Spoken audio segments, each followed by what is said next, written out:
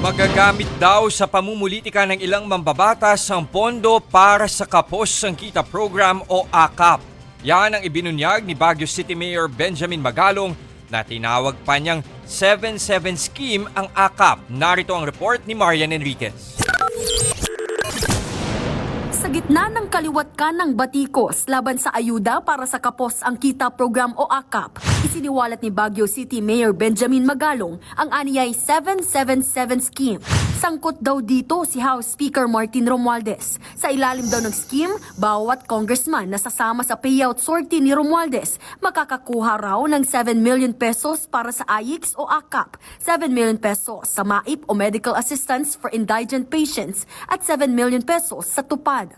Kung nakaapat ka ba naman na sortie, 21 times 4, that's 84 million pesos. Ilan yan? Ilan yan sumasama? Nung nalaman ng mga ibang congressman na meron pala yan, nagsamahan na lahat. Isa si Magalong sa pumirma sa open letter ng alyansang nagkakaisang mamamayan ng grupo ng mga tutol sa korupsyon. Ikinagulat nila ang 26 billion pesos na inilaan para sa AKAP ngayong taon, kung saan 21 billion pesos daw dito mapupunta sa Kamara habang 5 billion pesos naman sa Senado. Parang ayuda nila. Parang akala mo personal money nila. At ipinagmamalaki pa nila yan na kami lang ang namimigay nito. Patapos gustong-gusto pa nila na sila ang namimigay. Para talagang magpapasalamat yung tao sa kanila.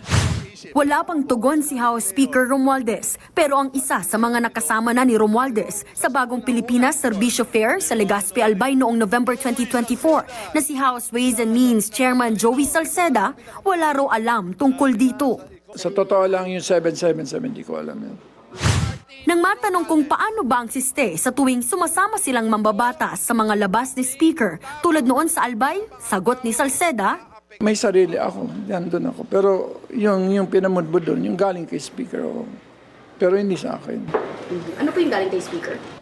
Siyempre, yung bigas, tapos yung basically, yung ano niya,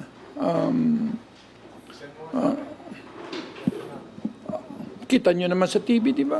Para maayos ang pag-abot ng ayuda mula sa AKAP, pinaplansya na ng DSWD, DOLE at NEDA ang mga patakaran ng programa alinsunod sa sinabi ni Pangulong Bongbong Marcos. Ayon sa DSWD, unang dapat kumpletuhin ng mga mag-a-apply ang intake sheet o assessment form ng AKAP. Bahagi ito ng pagtitiyak ng ahensya na maibibigay ang ayuda sa mga karapat-dapat at hindi magagamit sa pamumulitika.